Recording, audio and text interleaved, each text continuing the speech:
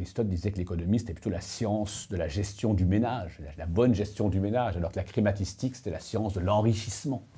Et Aristote opposait les deux. Donc moi, je préfère dire qu'effectivement, l'économie, c'est comment bien se gérer collectivement.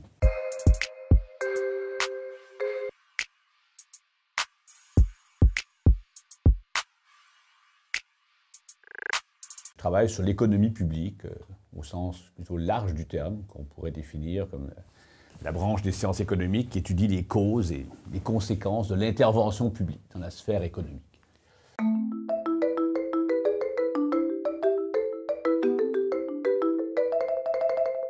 C'est un article qui s'intéresse à une question finalement assez classique en économie publique, puisque c'est une question qui concerne les décisions que prennent les gens de contribuer à des biens collectifs spontanément. Donc en économie, c'est un gros problème en économie publique, parce que les biens collectifs, c'est des biens qui bénéficient à tous simultanément, donc sans rivalité. Donc quand le bien est produit, tout le monde peut en profiter, par exemple la qualité de l'air, ce genre de choses. Donc une fois que l'air a une certaine qualité, tout le monde bénéficie de l'air, on ne peut pas s'exclure. Et donc effectivement, donc, ce type de biens sont souvent pas bien fournis par le marché, parce que c'est difficile d'exclure les gens du bénéfice de ce bien et donc de les amener à payer pour avoir accédé à ce bien, parce qu'une fois qu'il est produit, ce bien, eh bien, il est disponible.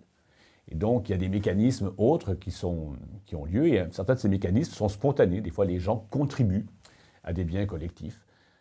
Par exemple, on contribue à lutter contre le réchauffement climatique. Il y a des gens qui font des efforts, qui vont s'acheter une voiture électrique, qui vont changer de chauffage, qui vont faire des efforts comme ça.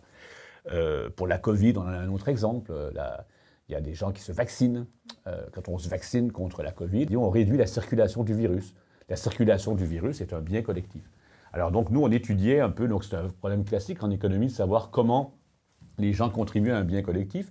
On sait qu'en général, la contribution est insuffisante par rapport à ce qu'exigerait l'efficacité économique.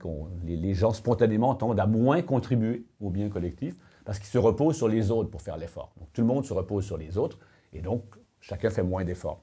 Alors nous, on voulait étudier qu'est-ce qui se passe dans ce type d'environnement lorsque les gens ne sont pas parfaitement informés sur les conséquences de leur contribution. Souvent, dans le modèle de base classique, on suppose que les gens connaissent très très bien l'impact de leur contribution individuelle au bien collectif. Nous, on a voulu regarder le cas plus réaliste où cette connaissance n'est pas parfaite. Par exemple, pour la COVID actuellement, il y a des gens qui sont sceptiques par rapport à l'efficacité des vaccins. D'autres le sont moins. Et donc forcément, qu'est-ce qui se passe alors lorsque les gens n'ont pas les mêmes croyances sur l'efficacité de leur contribution au bien collectif? Qu'est-ce qui se passe sur la quantité de ces contributions?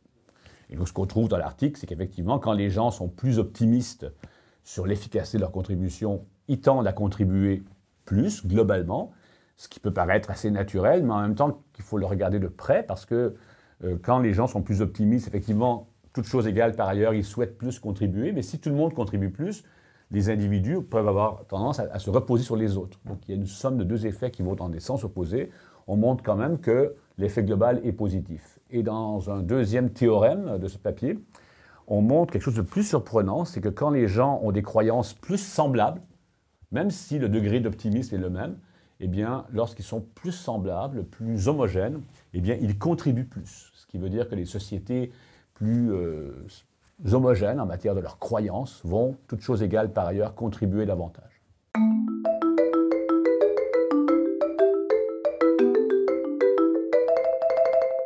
Eh bien, à l'époque, c'était le réchauffement climatique. Moi, ce qui nous avait frappé donc j'ai fait ce travail avec une personne qui est maintenant une chercheure, mais qui était à l'époque ma doctorante, c'était qu'on était frappé de voir dans la lutte contre le réchauffement climatique combien il y avait des opinions différentes. On avait même mis dans notre article de base deux citations de politiciens américains, Al Gore et Donald Trump. Donald Trump qui affirmait très fortement qu'il y avait peut-être du réchauffement climatique, mais qu'en tout cas les humains n'y étaient pour rien.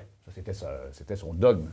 Alors qu'Al Gore disait que ceux qui nient la contribution humaine au réchauffement climatique sont comme ceux qui nient l'atterrissage des humains sur la Lune en 1969. Donc on était surpris de voir qu'il y avait des énormes disparités de croyances des acteurs sur le bénéfice des efforts individuels de lutte contre le réchauffement climatique et l'énergie carbonée. On s'était dit, mais qu'est-ce qui va se passer alors si, justement, par exemple, cet optimisme, ce pessimisme change et s'il y a des changements dans les croyances. C'est ce qui nous avait un peu emmené à étudier cette question. On pourrait effectivement vérifier cela dans plein de sociétés. Par exemple, pour la Covid, on voulait également le faire pour, par exemple, s'agissant des contributions à des biens collectifs que font les gens lorsqu'ils contribuent à des organismes de charité, par exemple. Souvent, les gens n'ont pas les mêmes croyances sur la qualité de l'organisme, donc on pourrait effectivement voir si, lorsqu'ils sont plus homogènes ou lorsqu'ils sont plus optimistes, ils contribuent plus. Ça peut se tester, ça peut se vérifier. Les situations où on contribue à des biens collectifs sont très, très nombreuses.